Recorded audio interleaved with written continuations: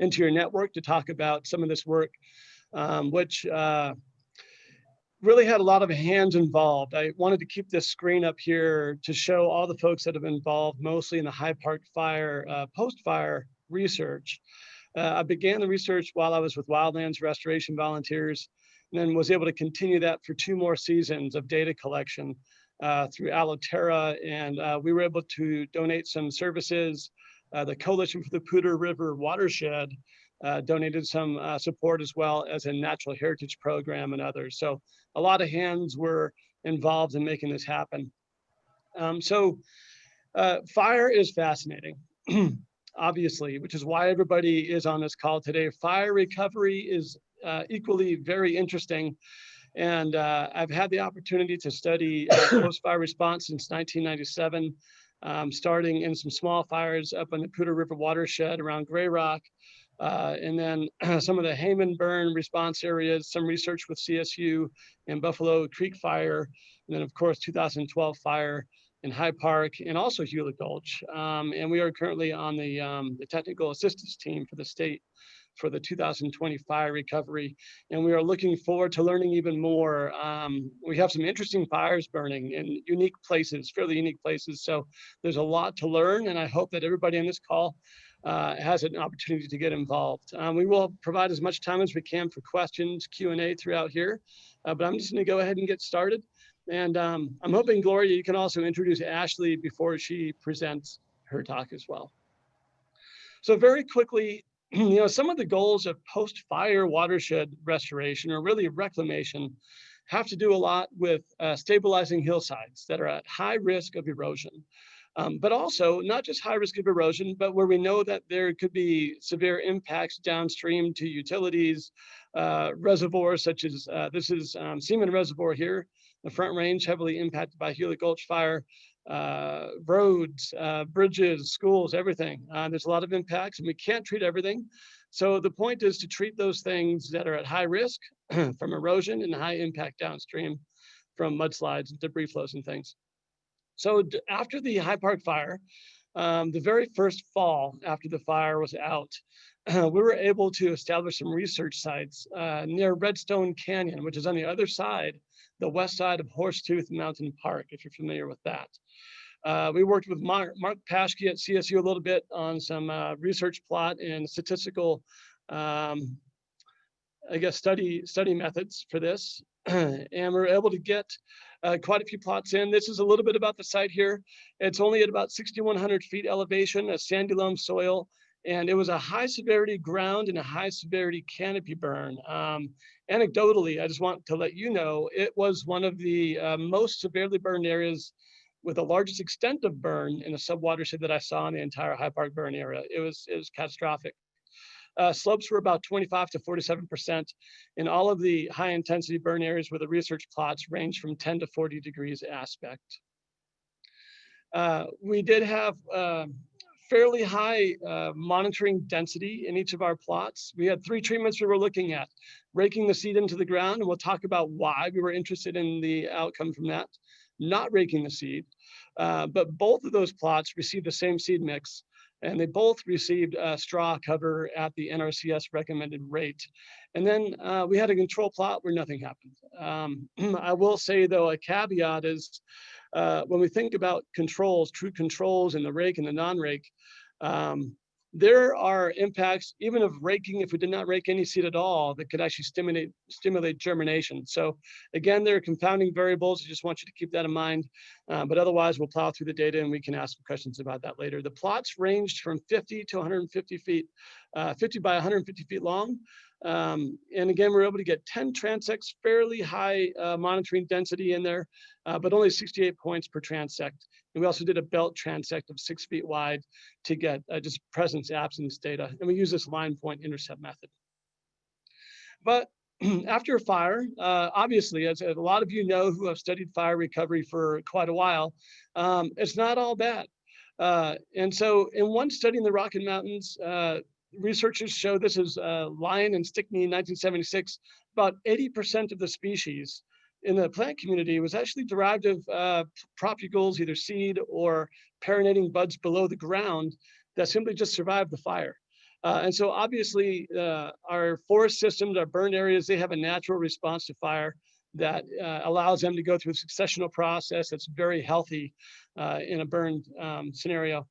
And let's keep in mind, there are a lot of species we don't see until the area does burn and there's some other sort of disturbance. And these seeds intentionally have very high dormancy mechanisms. Here's Aloterra, which was common in the burn area, that has a 180-year dormancy. Geranium bignellii has over a 2-century dormancy, and I would say that it could be much longer. We just don't have the data. These are rare species, Geranium bignellii, relatively speaking, and begs the question, well, if this has a fire-adapted response, can some of our aggressive post-fire restoration treatments be suppressing some of these species that naturally would rebound after fire? Facilia sericea is another one, which we see a broad range of adaptation from 13,000 feet down to about 7,000 feet, very common after the fire.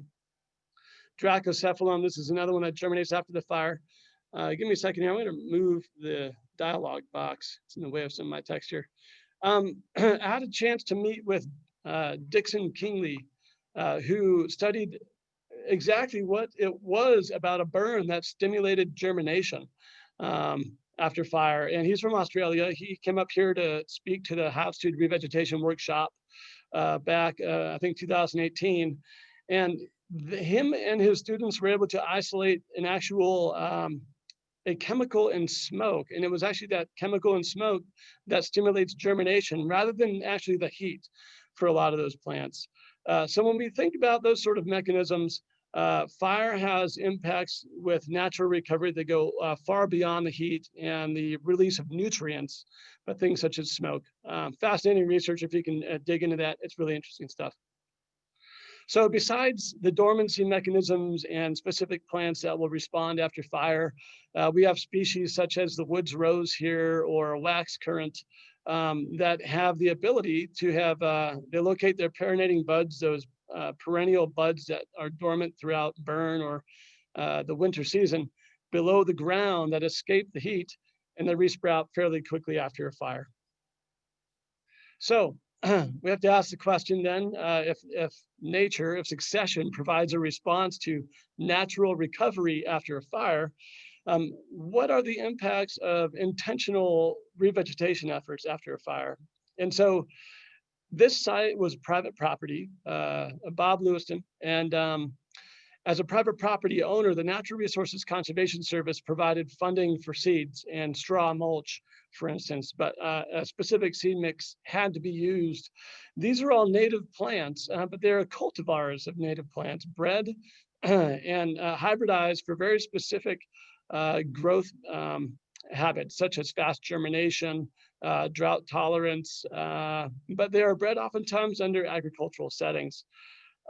And can be much more aggressive than their ecotypic counterparts. But nonetheless, they provide very good hill slope stabilization. So that raking treatment, in this burn area here, you can see there's a lot of slash on the ground. We had some very steep slopes, and it's very difficult to get mechanized equipment into these burn areas. Oftentimes we might drag a chain harrow over the site to ensure seed cover or soil cover over the seeds. But in this case, we actually did all of the seed covering, so to speak, the raking by hand, literally. Straw mulch was applied at 2,000 pounds per acre. And there was no tackifier, so it was just put on the ground and left there. And I would say, anecdotally, we didn't measure the cover until after the fact, but there was about 70 to 80% cover of straw on the ground. So this is basically the first growing season after treatments were applied. So the treatments were applied in the fall. That's very important. It ensured the best dormancy we can get and the vernalization of those seeds prior to spring. And it minimizes the amount of time that those seeds might wash away or that straw might blow away, et cetera, before spring germination.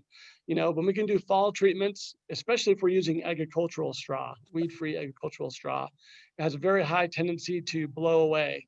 And so the later we can apply that in the fall, the better in terms of having a blanket of snow on top of that straw. But on the left side of your screen there, obviously that it was the seeded area, on the right side was an unseeded area. So we're going to dive into some of the results here. We do have data behind the scenes with a little bit more statistics than what you see here, but we're going to talk about, we're just going to show some means of the data over time for these different treatments. And if you need more information on that, we can provide that later.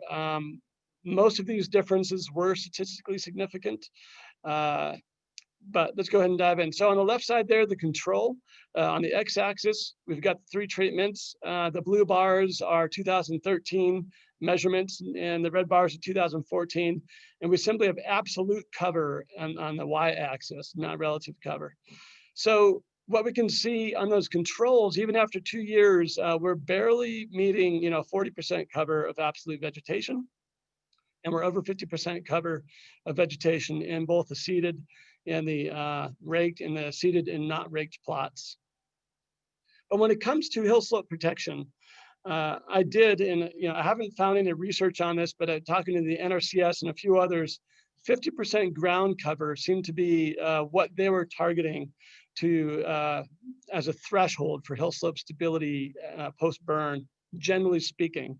And I'd love to hear if there's anybody else who has more rigorous information about that in post-burn scenarios. But that was a target we kept in mind as we were running through our data. So this is the same plots over the same years, but we're looking at vegetation cover and straw cover combined in this data set here. So you can see in the control, we're still under 50% because obviously that did not receive any straw and it wasn't producing much litter itself. But in the seeded and raked and the seeded and unraked plots, we're nearing 80% cover by 2013, 1 year after the fire, which is very important. I don't have the data to present here, but roughly speaking, from a lot of the research that was done, the greatest, and just from observation, as many of you have probably seen, the greatest potential for erosion and runoff after a burn is in the first 2 to 3 years after the burn. And you can imagine a decreasing erosion potential as time goes on until about year 5. Things seem to be stabilized pretty well. So when it comes to the impact of vegetation and litter cover, it's really those first 1 to 2 to 3 years that is so critical. So it's good to see that these treatments actually did produce very high vegetation and litter cover where they were seeded and raked and mulched. So after year 3, again, similar trends. Just note that these bars are flipped. Apologize for that. The rake and no rake are on the left too, and the controls on the right. So after it took about 3 years for the control plot to exceed that 50% threshold of cover. And of course, we maintain the high cover, both veg and litter cover in the rake and no rake plots.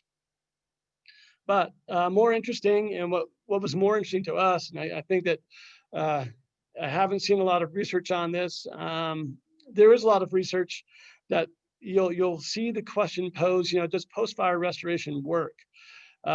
However, oftentimes what we found confusing in the data is there really isn't a good consensus about what people mean by work. And oftentimes that's defined by weed content, absolute cover, the nativity of the seed response, without really looking a lot about, well, how were the treatments applied? So what we tried to tease apart with this project was knowing that it was all native plants that were installed. It was installed at the right time of year, and we were able to get a fairly control for some fairly good confounding variables. What were the specific plant community responses? And we break this up by life history traits. And for us, what that meant in this case was native perennial forbs, native perennial grasses, native shrubs, introduced perennial forbs, and that gross category of data. And so what I want to show you here, hopefully you can see my cursor in the controls. Now we're looking at relative cover, right? That is the percent composition of these different life history traits, such as this one here, which is introduced early successional grasses and forbs, relative to everything else. So if we add up all these percentages, the total cover we can say is 100. And 8% of that was relative cover was the weeds. And in these seeded and raked and no raked plots, but that was seeded mulch, you can see that the greatest percent of relative cover we had in weeds was 1%. Very interesting, but also kind of obvious, is the greatest relative cover in the control was this green block here. So keep an eye on the green block.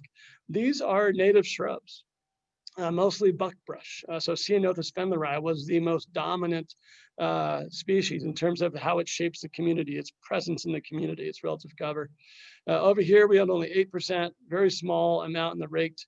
In this red, this is another good pie piece to keep an eye on. This is the native perennial grasses, right? And so obviously that was the dominant life history category in the seed mix. It was all aggressive native perennial grasses. So of course you would expect a very high response there, and a very small amount of native perennial grasses in these control plots. I need to move this one more time here. Triticale is this other large one here. So keep an eye on that. That is a sterile cover crop of rye and wheat that does not persist. Well, let's see if it persists. This is 2013 data, but it was about a quarter of the relative cover. And we have some very minor components of some other species here, the life history categories. So here's 2014. Again, that grass, that red, is really taken off. 84, 86% of relative cover is native perennial grasses. Let's see, native shrubs here relatively is decreasing, and that's actually being made up though by native early seral forbs. We're seeing a much greater response in terms of the representation within the community, that relative cover. But the weeds are also still pretty high here in the control at about 13% relative cover. And we're seeing a little bit more in the treated areas, but these treated plots are really holding back, so to speak, suppressing that weed presence down to about 2 or 3% relative cover. And shrubs, again, are a pretty small component in both the raked and non-raked plots here. 2015, fairly similar story. We're not really seeing much change. Still, the weeds are a low percentage here, and maintaining, again, this is relative cover. So the relative cover is still pretty high, but as we're seeing even more shrub cover and more native perennial forb cover and things like that, that relative percent of the weeds is going down a little bit. But we'll talk about that a little bit more. There is a little confounding variable there in terms of how we categorized one species of weed that made a big difference. So here is the site a few seasons later. On the left, of course, you got that very dominant native perennial grass cover. And on the right side, that one forb you see sticking up above everything else is Canyza canadensis. And a lot of literature that we've seen doesn't provide clarity as to whether or not that's actually native, so to speak, to Colorado. Yeah, it's about a 50-50. So we actually put it into the native forb category. And so just keep that in mind again. The data is pretty clear, I think, anyhow, but if we took that out and we made that a weed, it would make that weed number look even worse, which is okay. It is what it is. Again, there's uncertainty in the data in terms of that one species, but it is swaying that data even more hard than we might imagine just looking at the numbers. So we did measure species richness and diversity. Again, we had that built transect, looking at presence absence, and we looked at also the point data from those 10 transects from line point intercept. And we did a diversity index on this with evenness and richness, and then the H, right, the diversity metric. So if we look at 2013, the rake and the no rake, their richness was about 57 to 61, and the control, not much more, not a huge difference there. The evenness was higher, obviously, in the rake and no rake because we had such a dominance of a lot of very generalist species. But again, not a huge difference here in 2013. If we skip over to 2015, we do in the control, we have a much greater species richness that we saw there by a lot, right? By about 30 species more consistently over the rake and no rake. And then the evenness was a little bit higher, not significantly. And then the diversity calculation was a little bit higher, 4 compared to about 3.5 or 3.6. So one thing to keep in mind, though, with this data, this isn't native plant diversity. This is overall plant species diversity. And a lot of the species in the control plots are weeds, so non-native. So just keep that in mind. In summary here, they're on the research plots. Just a couple of things I want to just reiterate here. 2013, And we look at the vegetation plus litter cover. And again, that combines to intercepting rainfall and reducing rilling and overland flow via the litter and the standing vegetation. So it's a big impact on hill slope protection with vegetation and litter cover. Showing those controls, 2013, we only had 9%, and then 2014, 47%, and then up to 50%, which is about that threshold. After 3 years, it finally got there. On the raked, I didn't include the non-rake in here because there wasn't a big statistical difference between the rake and the non-rake. So again, in 2013, instantly we had 80% cover of litter and vegetation. 2014, it stayed high up to 87. There's oftentimes a nitrogen spike after fires in these soil types. And then we're seeing it actually decrease by 2015. And we often do see that. The nitrogen spike hits, we get high productivity. As that nitrogen is consumed, cover goes down a little bit. I can't say for sure if that's what happened here because we did not measure nitrogen, but that is a response we've seen in some of the research. Again, here's that Canisa candensis information. And that is the variable. You can see how much. This is absolute cover in this column here. And in the control, the absolute cover was reaching 25% by 2015. So again, if we put that in the rake plot, that species, it changes the data quite a bit. But again, it was included as a native rather than a non-native. And so that swung things quite a bit. Sorry, not in the rake plot, in the weed plot versus the native plot. That's what I meant. Just a quick note about certified weed-free straw. You know, one of the first tasks of restoration is to do no harm. We really try hard not to introduce weeds into a project site, especially because we're dealing with a highly disturbed situation. And a fire is a highly disturbed situation. And we've got that nitrogen spike. And a lot of our weeds love nitrogen. So the way that we controlled that in this project was we did order the seed, but we can actually vet those species, species by species, each lot, and look for weed content in those. And to the extent we're able to, we can rule out one species and supplement it with another that has fewer weeds. And the same in the straw. We actually we went to the farmer who grew the straw and took a look at their fields because even though it is certified weed-free, it does not mean that it's free of weeds. The state regulations still allow for some weeds and non-natives in there because if zero weed content was the statute, it would be impossible to regulate that and to meet that across all of our providers. But you as a practitioner, you still have the full right, obviously, to inspect fields. And so we did. So again, a couple of notes just to keep in mind as you are maybe planning or implementing projects is certified weed-free does not mean it's weed-free. It can include cheatgrass, smooth brome, and other things up to a certain percentage. And it can include some noxious weeds, up to 200 seeds per pound of some restricted weeds, such as bull thistle and Canada thistle and some other things. And if you were getting straw, especially in a really bad fire year like 2020, folks who are responding are going to be strapped for seed content and wheat or mulch content, which oftentimes forces them to have to go outside of the state to get material. And that should be a red flag. We know what sort of weeds grow in Colorado, right? And so the rules, however, for weed-free content are different outside of Colorado's borders. And we don't always often have good control over that when it comes over the border. So, you know, definitely check the fields. But if you can't, you know, be hesitant to order material from across the state border because we don't know. You may not know what sort of weed content might be coming in across the border, such as yellow star thistle or something like that. That really is an A-listed species we're trying to keep out of Colorado. I think we covered most of that. A little bit about erosion.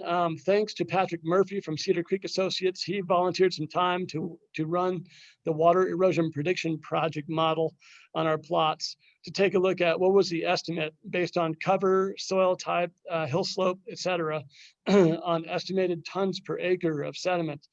And so the control is the green bar. And then we had 4 replicates for all of these treatments. So the greatest erosion potential up to about 0.09 tons per acre was obviously in those control plots. And in the rake in the control, it was down below about 0.04 tons an acre. So substantially lower, obviously, in those plots, and that makes sense based on those models. A couple of comments. See here. So seeding with aggressive grasses, and those are even native grasses, right? We do have aggressive native grasses. It does decrease weed content, at least in this study, but it also decreases species richness. There were things, again, like that Geranium bicknellii, the Dracocephalum. Sorry, I can't spit out the scientific and common names on both of these all the time. And others that will naturally come in after fire. And we have to ask the question, do we need such aggressive species at certain seeding rates to accomplish hill slope stability? There is a trade-off. And a lot of the folks who are making decisions at a federal level to ask the question, should we or should we not treat? These are some of the things that go through their mind, because again, the natural post-fire successional processes will recover the landscape over time. The confounding variable there is we have a lot of weeds in our watersheds, and those are going to be some of the first things that come in. But we have a lot of natives too. And so the question perhaps may not be to seed or to not seed, but what do we seed? And is there something we can do, which is what Ashley's going to be discussing, to increase the diversity of species that go into our seed mixes? Is that the better question to answer? Because the reality is, when a fire strikes our communities, we don't move. We can't move our roads. We can't move our water inlets. We can't move our treatment facilities. Landowners cannot move their homes. And there are going to be impacts. And so we are put in a position, since we do not move out of the way of fire, to treat the most important areas, because these are big ticket items. New Belgium Brewing, I can't remember the exact number, but they were looking at treatments of up to $12 million to retrofit some of their facilities because of the very lengthy period of ash flow after the High Park fire. And there's other water utilities and things that have similar impacts.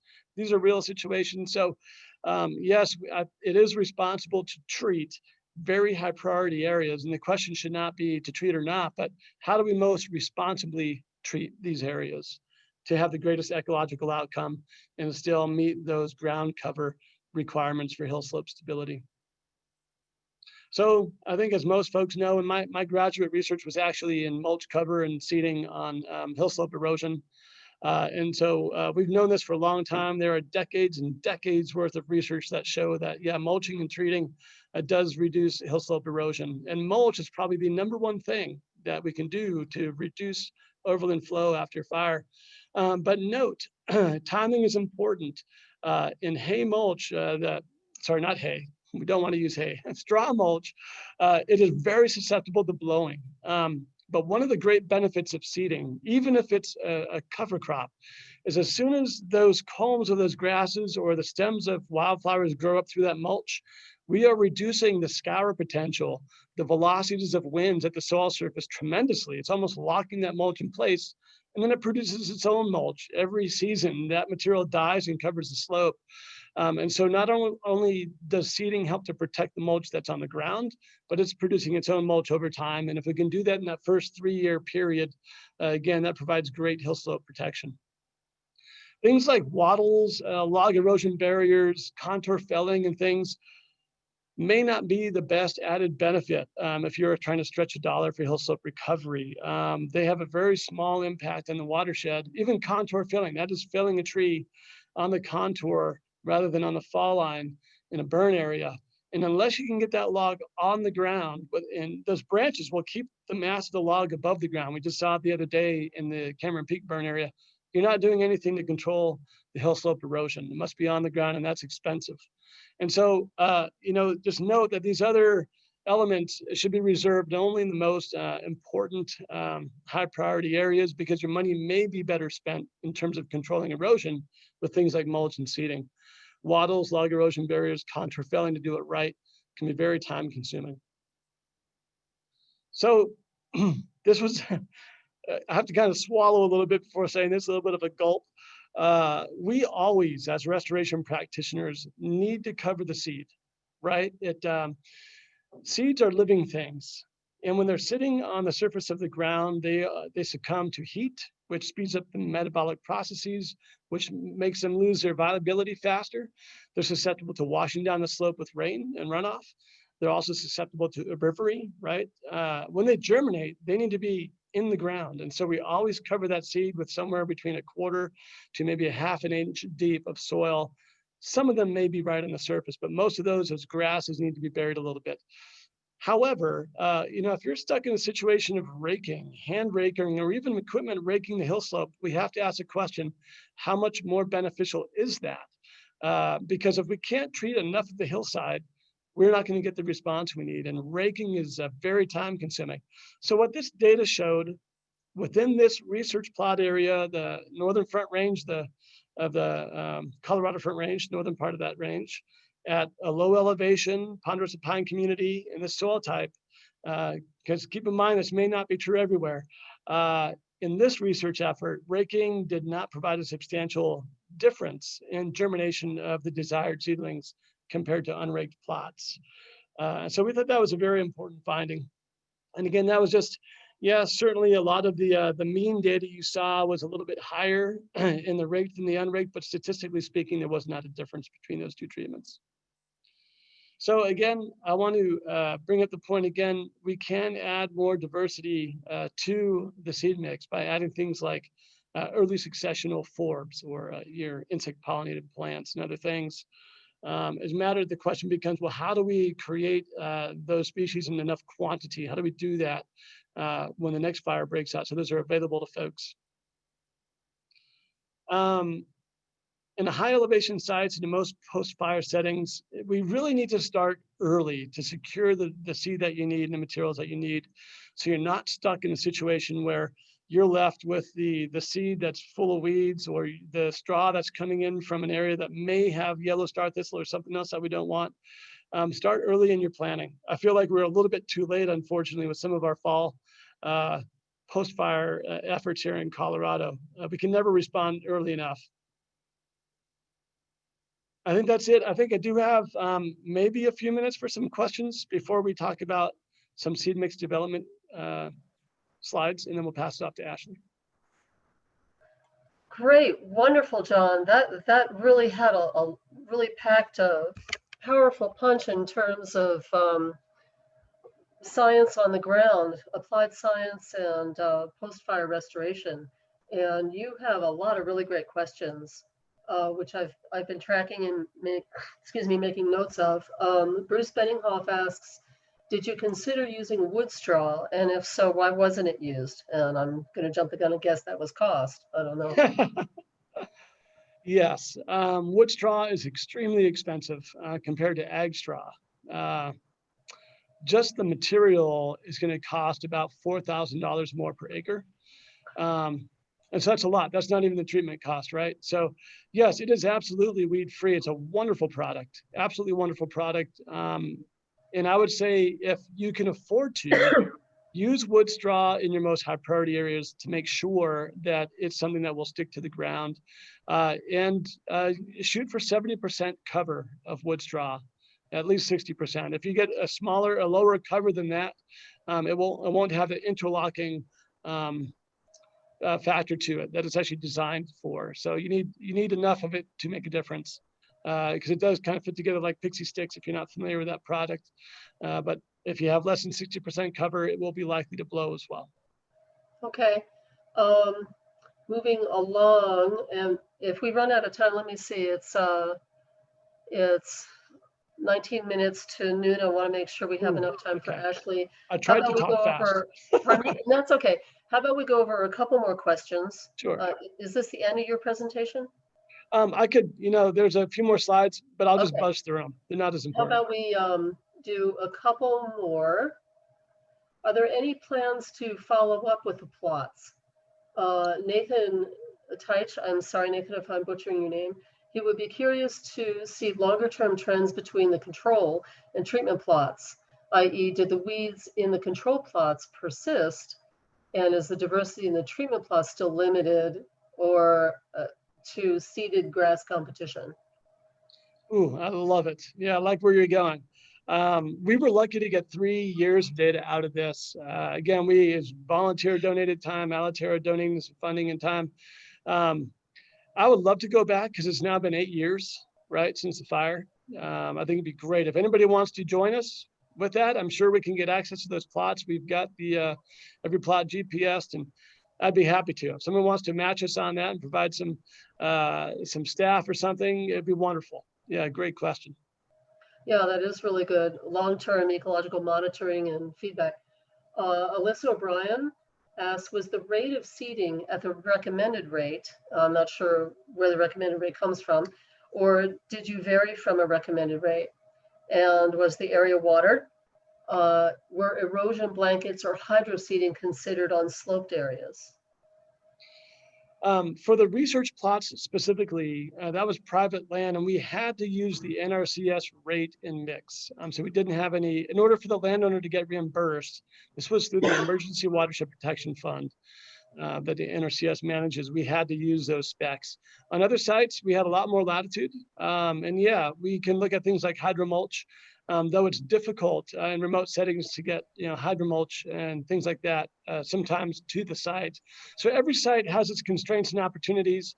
Our job is to really look at those and find the best combination of treatments that make logistical and financial sense for those sites. And sometimes hydromulch can work. I do have my doubts sometimes.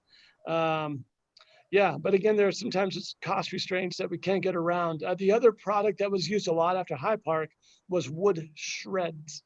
And I want to clarify there, what that is just ground up. Sometimes it's called a first grind. That's ground up burnt trees in the region. And so it just worked out with this burn area that the Forest Service was able to coordinate with some other efforts to create very large stockpiles of trees where they chip them up and dump those as wood shred over the fire. It's a little bit heavier and very good mulch in the burn area. So that's another option. Yeah. All right, you have a lot of really great questions, but I want to be sure that we give Ashley her time, because that'll be even more questions. And just so everybody knows, we don't have any other events scheduled on this account afterwards, and we have a bit of time if we don't wear John and Ashley out with questions too much. So John, go ahead and finish up your presentation and we'll move to if you thought I was talking fast last time, I'm going to skip a bunch and talk even faster this time, and hopefully you'll be able to hear me. Oops. Okay, so where do we start in seed mix development? I think we really do need to put a lot more effort into this as a community.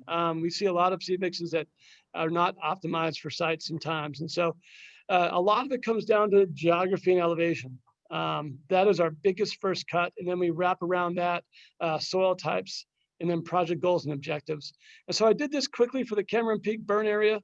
The number of plants, now this fire covered, boy, it changed by the minute. But the last time I checked, I believe it ranged from around 7,000 feet elevation to about 10,500, huge span. So just keep that in mind. There's about 1,200 species of plants that occur in the Cameron Peak burn area alone. The number of native species available to us for restoration, that is, you can buy it as a container or a seed from a seed company, usually, it's pretty high, 450. We have a lot to choose from, right? We don't have to be stuck with 4 or 5 species. The number of native forbs is huge in this area, 985. Of those, I didn't run all the data. I would guess, about only, however, 30 of those are available commercially, but that still is a lot, right? Number of willow species, we'll skip some of this stuff. It's not as relevant for this talk. Number of non-natives is huge. Yeah, 240. Again, we talked earlier about, one of the realities of, answering the question to treat or to not treat is if we don't treat, there's a lot of weeds ready to come right in. And we know that they're very aggressive. A lot of those weeds are pretty aggressive. Not all of them, but a lot of them. So 240. Again, we try to group things by life history traits, and we pair those with project goals.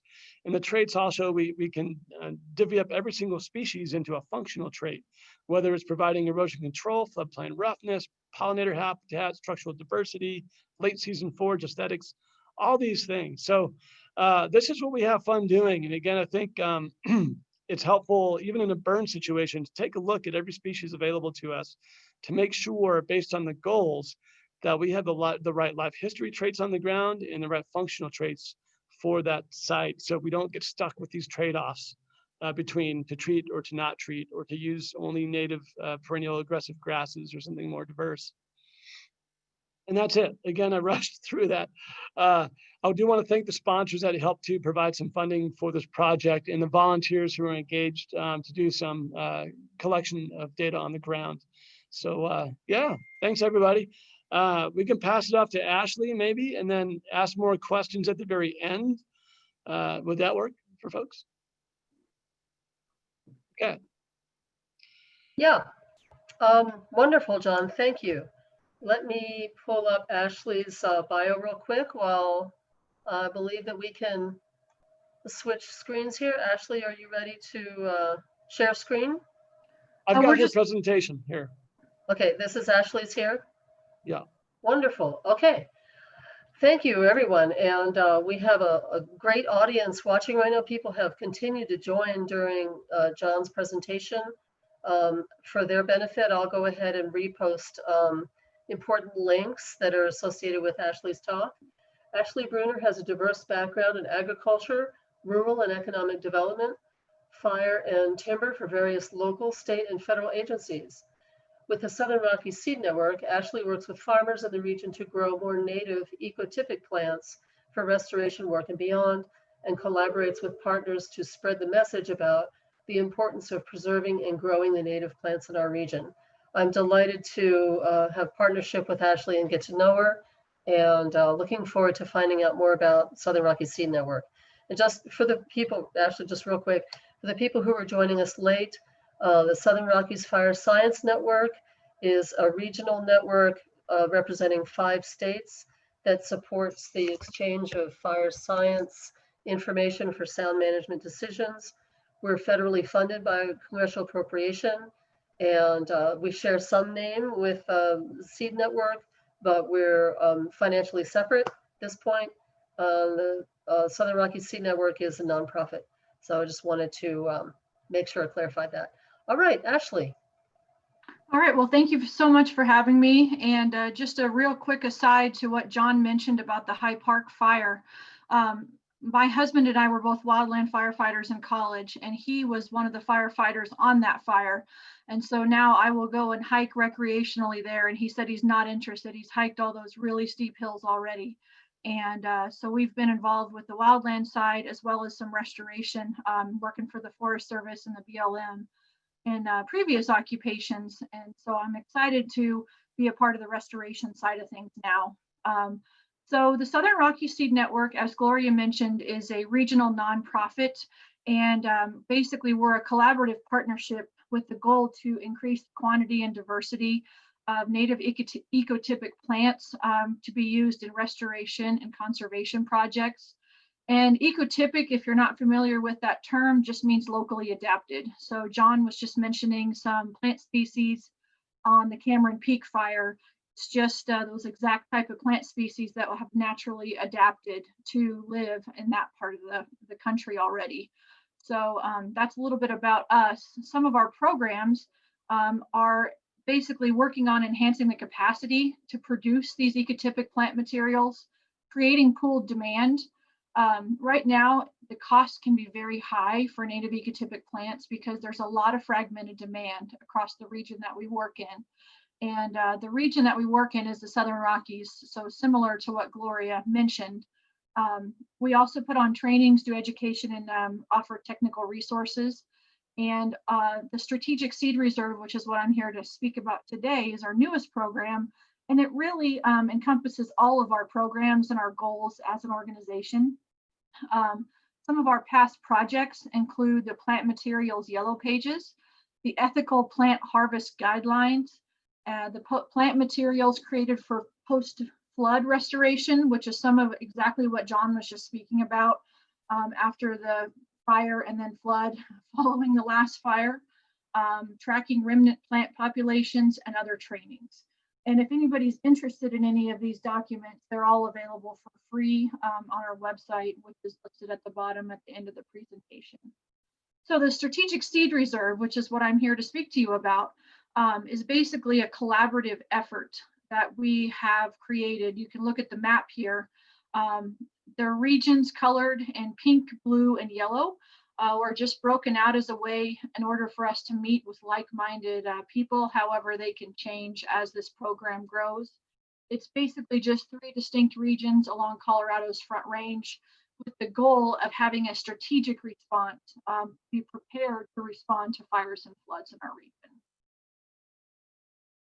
This is just one example of what a pooled demand process could look like. So what you see, the picture up there, would be talking about acreages. So some users might only need to have 100 acres, some might need to have thousands, but the users of the strategic seed reserve will define what those needs are. And it's set up that it would be replenished annually, and that there will be seed always coming back in through contract grows and acquisition, collection, that type of thing. And then the large majority of the seeds would be withdrawn for uses after fires and floods. And we've already had the feedback that there's not enough currently, and there's a major need for this. But we've also learned that there's also a need for non-emergency purposes for plant restoration as well. So this is an evolving diagram. It's just an example of how this can work. It would basically be, once started, it would be cyclical. So we would always have new seed coming in. It would always be used before the window of availability is closed, whether it's for disaster or non-disaster plant restoration and conservation projects.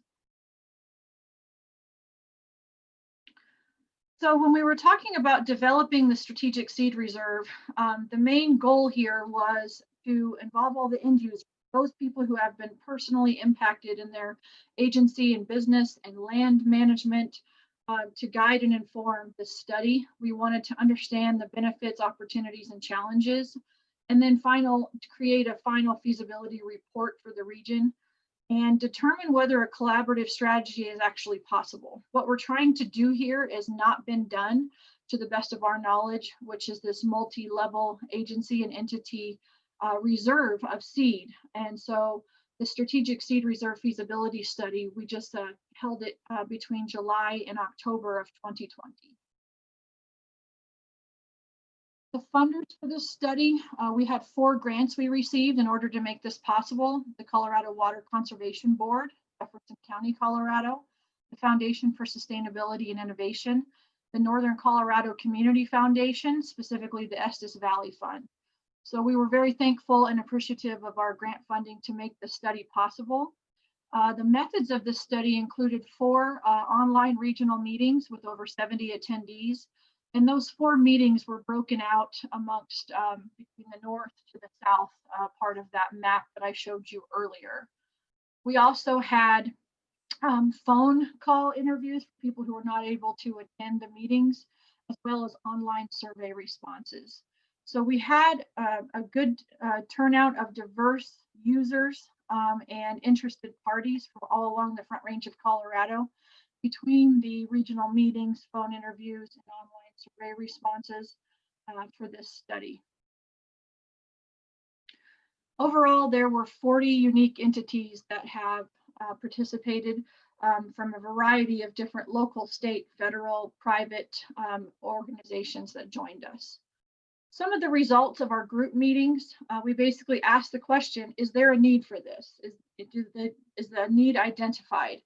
And it was clearly stated amongst all 4 of the group meetings that there is a substantial need for a seed reserve, both for post-disaster recovery and non-emergency plant restoration.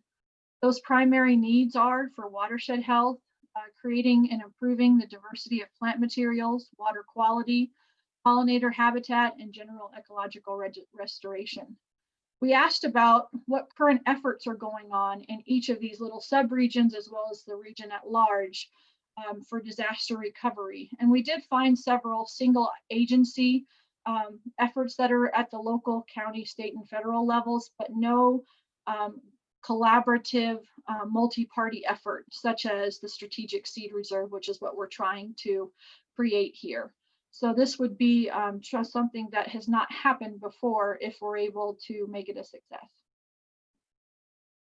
Some of the benefits and opportunities that were identified from the Strategic Seed Reserve feasibility study was the ability to increase the diversity, plant diversity, and post-fire and flood restoration. There was a really solid need listed for the creation of common species lists by use and need. Again, what John just mentioned of 1,200 plant species in the Cameron Peak fire area alone. And so there's a lot of need. Just one example of the many fires going on in our region with diverse plant needs. The ability to address the effects of climate change so that we can create resilient landscapes would be a major benefit of this program.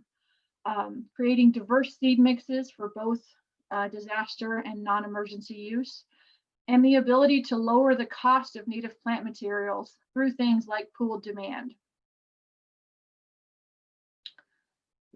Some of the challenges identified amongst all 4 of the meetings in person were the funding mechanisms, how we're going to fund this program. We have grant funding right now to cover phase 1 and phase 2, but we do not have it for beyond there. So figuring out how to make this pay for itself, how to get it off the ground.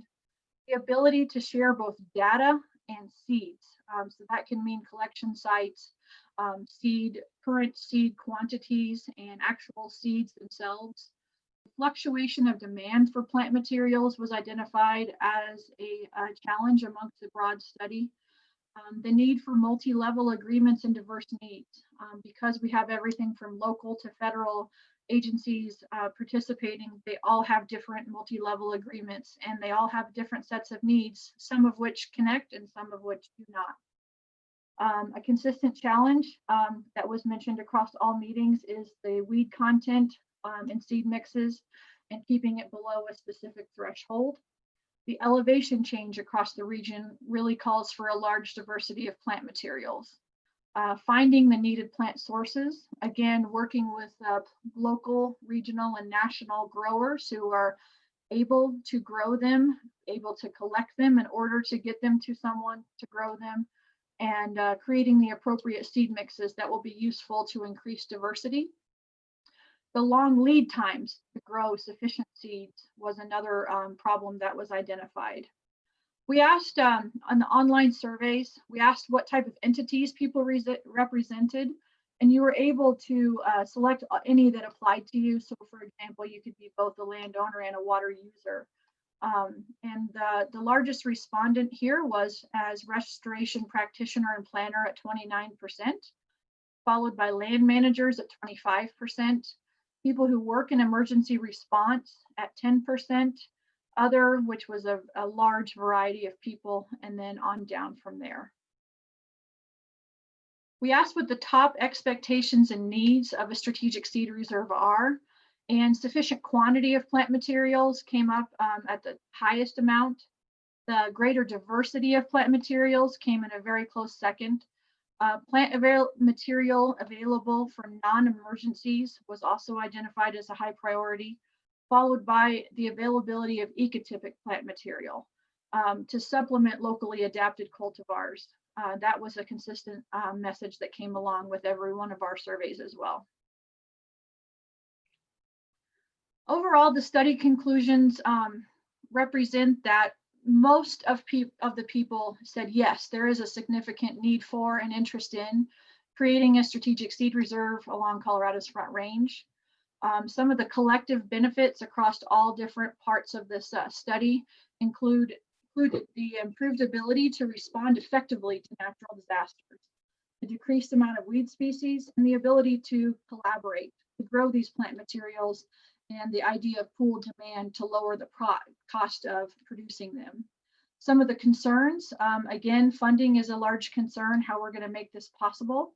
The fluctuation of demand for plant species, the delivery time for the actual seed reserve, anywhere from 2 to 5 years to get the organizational side of this taken care of and to actually get the plants growing. And then the need for multi-level agency and entity agreements came up as a concern. Some of the specific needs identified across all levels of the study included plant materials to improve watershed health within the window of recovery, as John mentioned earlier, species diversity, water quality, and non-emergency plant restoration.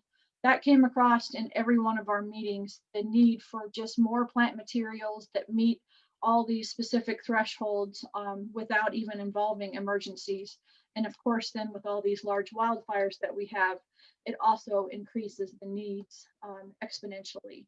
And basically, right now, people don't have the seeds when they need them, especially ecotypic seeds. So we asked the question at the end of phase 1, should this proceed into phase 2, which is the creation of an operational plan? And there was unanimous consensus among all the participants that yes, the strategic seed reserve should advance to phase 2. So what does that mean? It means that we're going to involve end users and the plant materials industry to create ecological recovery zones and plant materials lists within each ecological recovery zone, facilitate the pooled demand with all these different recovery zones that will be identified, identify plant materials development strategies, because there's a different development strategy for grasses and forbs and shrubs, and where you're at within the ecological recovery zone or geographic zone within the Front Range. Talk about things like, do we need a seed storage and cleaning facility? What about testing? There's a lot of questions to ask in order to address the needs of a diverse group of people.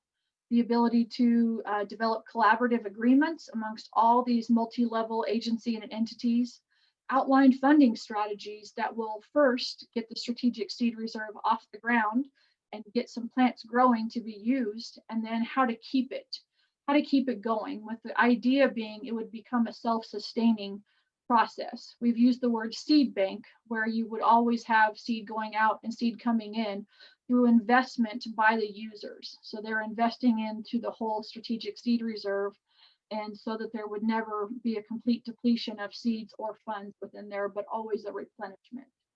And then create all of this together, put together, will create the operational plan on how we're going to move forward and pursue phase 3 of the strategic seed reserve. To that end, we're going to be holding 2 different meetings, one on January 6th and one on January 21st, where we'll go into more specific detail about what phase 2 means and how you can become involved. And if you're interested at all, I encourage you to either contact us. The information is right up here on the screen. I also put the link in the chat about the subscribe, because phase 2 will only be successful if we get a lot of participation amongst the potential users and partners. If you have any questions, please do not hesitate to contact me. And the last thing I'd like to mention is the Southern Rockies Seed Network. It has our annual conference coming up next week on December 8th and 9th from 8 to 11:30 both days, and you can also find information about that on our website. So thank you so much for your time, and I'd love to take any questions that you have.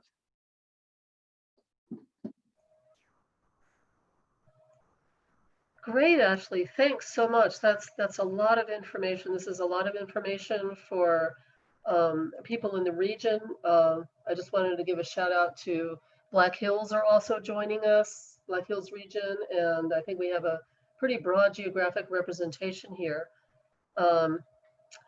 Well, we're still getting people joining. So we've posted both the Southern Rockies Seed .org connection in chat, as well as the subscribership link. We have lots of questions for John, and we'll let this go on for a little bit, because the benefit of this meeting is to provide for lots of discussion and feedback on these processes and developing the seed network. Ashley, do you want to stop sharing your screen, and that will open up the tiles a lot more for videos? Yeah, and the last thing I wanted to mention is if anybody's interested in reading the feasibility study report in a lot more detail, I just posted a link to it in the chat as well. Okay, great. Before we start losing anybody, I'm going to launch our poll. As I mentioned, we've had a lot of people join since the beginning of the webinar. And just so you know, please respond to our poll, because we're the Southern Rockies Fire Science Network that helps to coordinate informative events such as this, is grant funded. And your feedback is essential in improving our programming and our reporting. So thank you very much. We're getting a lot of feedback. This is great. Keep up the great work. We have, oh my goodness, we still have people joining. Okay. So we have a lot of questions in chat, which I need to, darn it. I've lost my separate window. Okay, let's go ahead, since we've had a lot of questions for John already, and I can get back to some of those. Would anybody like to unmute themselves and one by one ask Ashley any questions about the seed network and her research for feasibility?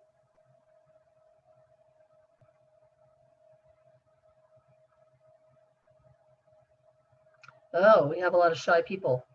Okay, feel free to post your message in chat. Which I can't. So my question is, my understanding on the expiration of seeds is that you have to pretty much know by species. So how are you guys going to manage that? Are you just going to do research for each species? That seems like a lot of work. We're going to create common species lists for different uses based on the users. And we also have a technical advisory committee with the Southern Rockies Seed Network who are experts in particular species as well, and some other resources to create that. But yes, it's going to be a big job. There's a lot of diversity in plant species just within the region that we work in. That's absolutely correct. Thank you. Okay, I'll pop in with another question for John.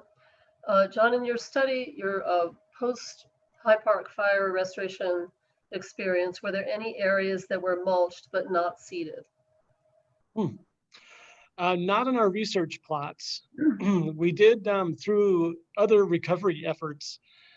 We had some landowners who could not afford mulch, so we ended up seeding without providing mulch. And so we didn't measure that scientifically, but anecdotally, some of those areas did okay. And yeah, I don't think they reached 80% ground cover, but they were probably over 40% anyhow, at least in the 1 year I saw them. But no, we didn't have any mulch only plots. There were, just a heads up, CSU researchers did quite a bit of work after the High Park fire as well. And if you go on, I don't know if they have a single website for all their High Park fire research, but there were quite a few studies looking at the impacts of mulch out of CSU and Fort Collins on hill slope recovery, and especially erosion control. Then McDonald had some plots. Cindy Brown probably had some plots. I think she was on the call, and I can't remember who else off the top of my head. Was studying mulch on the ground. Okay. That's good feedback for us, John. Southern Rockies Fire Science Network should be launching our website sometime this winter, and these things should be searchable by keyword in a much more navigable format, so we can work with our content on that. One other question: which treatment did you find created the best conditions for return of forest through seedling plantings? Good question. So the idea comes up quite often that, well, should we be planting trees, right? Ponderosa pine trees. If that's what we're talking about when it comes to forest. And we did not have any tree species in any of these research plots. And it's a contentious subject. I will say, though, as many folks might know on this call, that our forests are overly dense right now from fire suppression activities. And they have set the stage, combined with global climate change, for really catastrophic fires, right? And so, yeah, we don't recommend planting trees after a fire. This patchwork of unburned and burned areas and open meadows combined with some dense forests and some less dense forests, that landscape level diversity is very, very healthy for the forest. And so, so we have not recommended planting trees for fire recovery and they don't have the kind of quick response in terms of a hill slope protection and the down slope or down valley infrastructure protection that the mulch and the faster growing grasses and forbs do. However, there are a lot of private landowners who are impacted that do plant trees around their house, and of course, do what you need to. It's very expensive, and so from a cost benefit standpoint, trying to plant trees to help protect from erosion is a very costly endeavor. So no, we did not have any trees in our research plots. Okay. I guess the ultimate goal in some of these areas, at least to maintain some forest diversity and cover, would be to stabilize the environment with normal grasses and forbs to facilitate that in the future, so they have a healthy environment to grow in. Yeah, and a lot of our front range agencies, as you know, are doing some wonderful pre-fire treatments to thin out these dense forests. And the diversity, the understory diversity that responds is spectacular. It's wonderful. It's great for watershed health. It's great for reducing the intensity and extent of and severity of fires, and the recovery after fires much faster in a lot of these thinned areas. And again, on a regional level, planning for that landscape level diversity is wonderfully healthy from an ecological standpoint for our watersheds. I've jumped to the end of our questions. I'm going to kind of jump around a little bit. Stephen Fitzgerald comments, kind of a supporting comment to your discussion. Planting of trees does not have to be even like a plantation, of course. Tree planting can be patchy while still allowing to restore forests to an appropriate level and allow for pollinating plants and forbs. So that speaks to your heterogeneity and your diversity. So that's in the planning process, right? That we need to be aware of how to plant in a mosaic pattern. Bayan Maybach, I hope you're getting your name right. What percentage of the first successional plants would you say are actinorhizal plants? That's a great question. I have that question myself. I've been doing restoration in Fort Collins and in Colorado in general for about 23 years. We have never used any inoculants for our restoration efforts. We deal with some really heavily impacted soils. Organic matter is a big driver in soil biological diversity. And a lot of the species that we do use in restoration are early successional.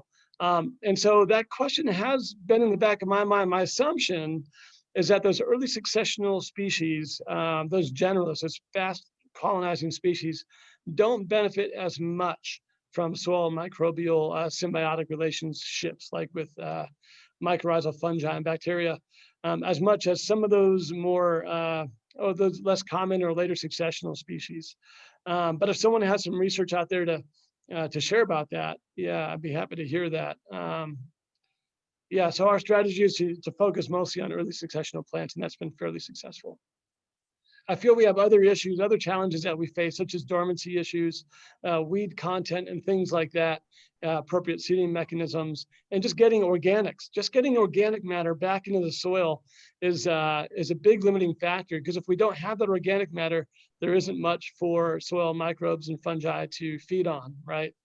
And so one strategy is to use early successional species to build that organic matter themselves. And over time, well, my hypothesis would be over time, the beneficial soil microbes and fungi would then come in naturally from the surrounding landscape. Yeah, okay.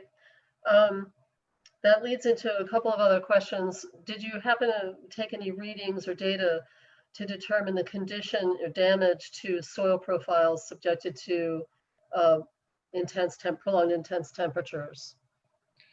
We did not. No, we didn't have the resources or the time to do that. No, that would have been interesting. Question in the Black Forest, and JVA, thank you very much for asking this. She said, they say, very interesting comparison of allowing natural succession and seeding in steeper areas, but here in the Black Forest, there was widespread mechanical logging and mastication in flatter areas, high soil disturbance, and thick chips and wood shred, which is ubiquitous regional issue in the Southern Rockies and something that we're very interested in. It's an ongoing knowledge issue that we're working on. Any recommendations for restoring that? Thanks for all you're doing. Judy von Alfeld. Boy, was that Judy? Was it? It is Judy. Judy, yeah, man, what a great question. I had a chance to visit with Denver Mountain Parks in some of their current thinning areas outside of Golden, and we came across that very issue. And yeah, absolutely. The 4 or 8 inch deep masses of wood shred is really difficult to deal with. That is, if a little bit of mulch is good, a lot's great, right? Well, not really. When we want to suppress plant growth, what do? We add more mulch. Not to mention maybe some fire danger if we have a lot of residual material on the ground. So, 1 inch deep of mulch is more appropriate for stimulating plant growth. So obviously, as much of that material as you can get out of the forest, the better off you are.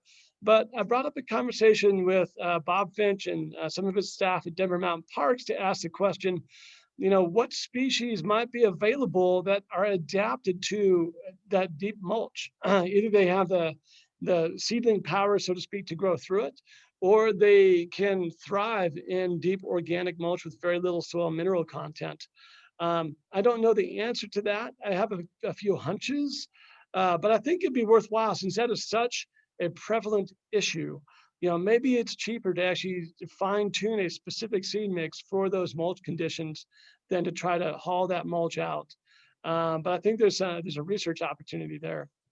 One of them that comes to mind is king fescue, Festuca kingii. It's got a different name now. I can't remember.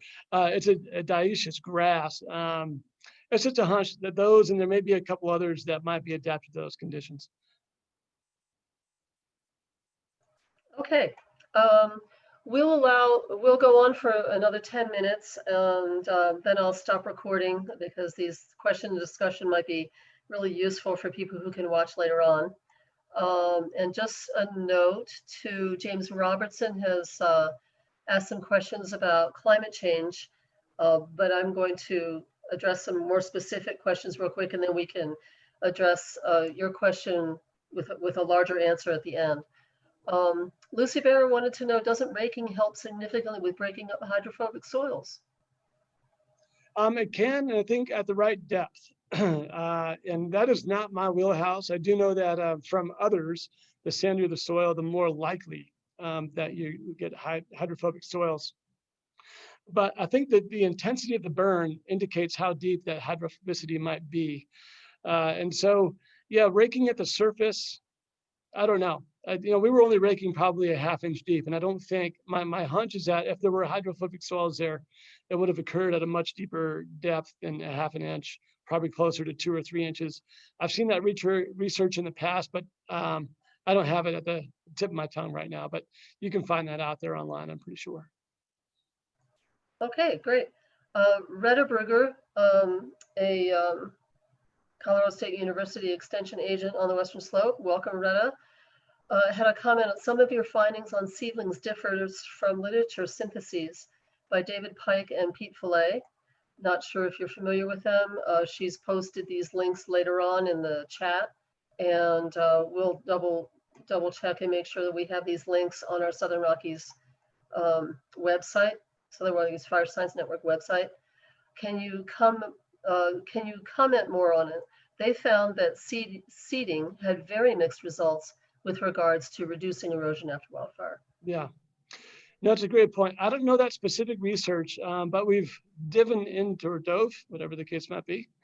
We went into the research quite a bit over the past 20 or 30 years. And what I've found is just a lot of difference in how data was, how studies were structured, what sort of methods were used, the timing of seeding. A lot of the studies we came across actually used non-native species, may not have been seeded at the right time of year, applied mulch that blew away. We just found so many confounding variables in the literature that I've come to question a lot of the findings out there because of those great degrees of confounding variables. So and I don't know the two studies you're talking about, but when it comes to applied ecological restoration, one of the things I want to share, in case that is not your wheelhouse, is timing is critical. Like when we put seeds on the ground is critical. The type of mulch that we use is critical. When we put the mulch on the ground is critical. Obviously the seed mixes are so important. We are starting to see some seed mixes in the region that are not tailored to the site. And so just make sure when you're evaluating the research out there that you know enough about the project site to be able to vet the treatments that were applied. Otherwise, we may draw incorrect conclusions about the data. When people say that it does or does not work, yeah, we got to be careful about that. There's a lot of things that need to go right in order for the seedlings to work. So we shouldn't, if things did not go right on, say, 24 studies, it doesn't mean that seeding doesn't work. We have to understand why, right? Was it the right seed mix? Was it put down at the right time of year, et cetera, et cetera, et cetera. So yeah, that's the best I could do, not knowing those 2 papers that you quoted. Thanks, John. Nothing like being put on the spot at the last second. Huh? It's okay. Did you have a system for determining the expiration for seeds by species? Expiration in terms of volatility? Sorry, not volatility, viability. Viability, I'm assuming. I have economic volatility in my mind for some reason right now in the world. But a viability, when you order a batch of seed mix, they're required to put a label on there that will tell you the viability, not the volatility, the viability, the dormancy, the wheat content, all those things must be reported. And so, yeah, we have that information.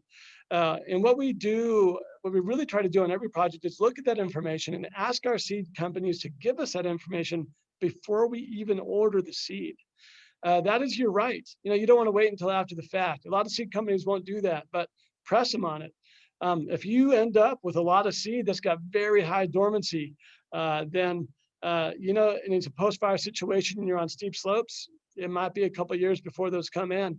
On the viability part of things, we always report seed mixes on a PLS basis, pure live seeds per pound. And so if you have 100 seeds, you need 100 seeds per square foot, but you only have 10% viability, you are ordering it on a pure live seed basis. So they're going to give you a lot more seeds so that you have 100 pure live viable seeds that are on the ground, even though you expect 100. So the way that works in the seed industry is actually pretty good. So just make sure that you're always ordering on a pure live seed basis because of that viability question. This is great knowledge sharing. Thank you, John. Sure. Amy Seidner how did you come up with a potential number of species that could be found in the Cameron Peak fire area? Many hands make light work. I want to thank Jennifer Ackerfield out of CSU. She put together a wonderful botanical resource in the last couple of years. And she has elevation. She's collected herbaria data from 3 different herbarium offices across the Southern Rockies. I think it was at least 3. And so it's all of the records for every species that occur in Colorado, their elevation, their lat long, et cetera. So we were able to grab her elevation data, thanks to Jennifer Ackerfield for that. And we've built a revegetation matrix for the state that we use as a company. And so our first cut is elevation band. And that is, we've given a restoration elevation band for every species, which is a little narrower in its absolute range. We vet it by county and elevation, and it provides, our matrix provides a list for every site we work in. And then from there, we're vetting it by pollinator benefits, functional traits, life history traits, soil adaptability, pH, all those things. So that list was just run through our matrix. We're using, again, Jennifer Ackerfield's county and elevation data to get that first cut. I hope that helps answer the question. Yeah, we've gotten really a lot of great questions. Since we're nearing on 12:30 and we've been going for almost an hour and a half, which we could probably talk about this all afternoon. It's very useful given the critical state of the Poudre River watershed, as well as many other watersheds in our region. So I'd like to get back to the question from James Robinson, who says that he thinks he's good to be concerned with mitigating the effects of climate change. And he also mentioned previously in the chat string that restoration is important, but the only problem that he's concerned about is to use his words, we're papering the cracks with the effects of climate change. Got it. Yeah. And really what we, instead of talking about seed mixes, if we took these efforts and focused more on addressing the causes of climate change, fossil fuels and other contributors, isn't that more important than trying to catch up on the aftermath? That's Yeah, a big that's, question. woo, that's a Yeah. question. No, absolutely. It's the response is multifaceted, right? Obviously, when we have catastrophic fires, that releases a lot of CO2. I would say any thinning work we can do to improve watershed health and use that carbon in a beneficial way in society is a great positive. If we're reducing fire intensity by sound forest management, again, that's providing a dual benefit of reducing more carbon in the future. Most of our carbon is actually stored in the soil, so keep that in mind. 80% of our carbon terrestrially is in the soil and not in standing vegetation. Restoration, because early successional plant communities are sequestering carbon much more quickly than late successional communities like an old growth forest, the restoration process can be used to speed up the sequestration of carbon into the soil and storing it there for longer periods. Of course, where we do that, whether it be the Midwest of Colorado, the Florida Panhandle, the tropics, wherever it might be, the outcomes are different. And so I think there's a coupling between restoration and sound forest management that can help address carbon. And of course, you're absolutely right. Reducing the emission of carbon is essential. And let's hope that the next administration might have more luck with that than we've had over the past many decades in making real change happen in North America and globally. From a restoration standpoint, we get the question a lot, well, you know, can we hybridize plants to be adapted to warmer conditions, right? And sort of preactively prime the pump, so to speak, to address future climate change. And, you know, we have always recommended instead that the only way we can really combat the uncertainties of climate change and the very broad impacts it might have, from insect herbivory to temperatures, germination requirements, et cetera, fungal outbreaks. There are so many unknowns we cannot plan for in the genetic code of an individual plant. But what we can plan for is restoring the diversity of our landscapes, because that diversity is our best bet with an uncertain future climate. Diversity confers resilience to every system. And so, yeah, I'm not a fan of trying to manipulate the genetic code of all of our species, because they already have a very robust and diverse code that's adapted to lots of climate change throughout the past many, many thousands of years. We just need to make sure we have diverse, thriving communities within our watersheds, and that confers resilience to those watersheds. Well, John, kudos and genuflections for really taking that question on. That wasn't easy, but I think you're right in that I'm not a presenter here, I'm a facilitator, but just after decades of being in natural resources and seeing these environments change so much in my lifetime, specifically in the last 30 years, I'm dating myself, it's my personal opinion that we need every tool in the toolbox at this point.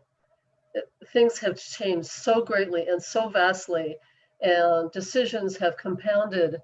You know, natural resource and resource extraction decisions have compounded so much throughout recent history that we need everything going forward. It's if we don't continue our efforts in restoration and we focus on larger problems, then we're really going to see the negative effects from day-to-day living. John, let me see, James Robertson, I think his name was, mentioned that he's new here to the Front Range. These efforts have to, like John Giordanengo said, can't start soon enough. We don't want the Poudre River to run black, and we don't want the effects on native fish and resources and economics. And a lot of the negative effects also, there's social justice issues as well, with immediate effects with water quality and natural resources. So it's my personal professional opinion, we need every tool in the toolbox right away. So that's my toss in on that. I'm going to stretch this one more time. If John and Ashley can stand one more question. I really like this question. You made mention of the limited benefit with structures such as, I'm sorry, LEBs, Log erosion barriers. log erosion barriers, wattles, and perpendicular logs. Can you elaborate on when, where, and if to use these as part of a project design? And this has repeated effects specifically in the fires in the Front Range. We saw what happened with the Waldo Canyon fire. And I'll give a shout out to the Coalition for the Upper South Platte and their vast amount of work that they did on that watershed after the Waldo Canyon fire, testing erosion barriers and things. So a toss out about that, and I'll stop recording. And if people want to stay on and chat, they're welcome to. Yeah, no, good question. I think there's more research to be done there. And I'll start with Pete Robichaud. Him and his students, I think they're out of Utah, or Idaho. I'm sorry. They've got some pretty good data on that, on contour filling and log erosion barriers. And it sounds like there might be some good data that came out of Waldo Canyon burn area. So maybe check with the Coalition for the Upper South Platte as well. Where we have used, we've actually put in some structures with logs and rocks in channels in very high priority areas, such as above Horsetooth Reservoir, Soldier Canyon, I think is what it was. But it was in combination with hill slope mulch and seeding, and we wanted to reduce the scouring and sediment scouring and erosion from the gulches in those watersheds. So we used them there. But again, anecdotally and thinking about the Robichaud data and whatnot, from a cost benefit standpoint, certainly there is some help that those log erosion barriers provide when done correctly. But you'll have to go through a cost benefit on that, because the mulch and the seeding may, in that 3-year window, provide more benefit per dollar, so to speak. I would say if you can afford to also put the log erosion barriers in, you may as well. But think about the costs. Yeah, if that's all you're going to do, yeah, you might think twice about it. Okay. In the interest of time, I'm going to conclude recording. Would anybody have any other questions for Ashley Bruner and the Southern Rockies Seed Network and her study on viability? I want to be sure that we have address any other questions or interest before I stop recording. Okay. This chat will be saved, and any questions that we don't get to after recording, I can send on to John and Ashley, and perhaps we can get back to questions individually. Real quick, here is a contact screen I'd like to share. John Giordanengo, Principal Restoration Ecologist and owner of Aloterra, and Ashley Bruner, Program Director of the Southern Rockies Seed Network. And again, this is being recorded, and the recording will be posted to Southern Rockies Fire Science Network as soon as we get the download, and can send the information to everyone. And I'm have to stop share because I can't find my recording thing. Okay. Well, thanks again, Gloria. And thanks, everybody. Thank you.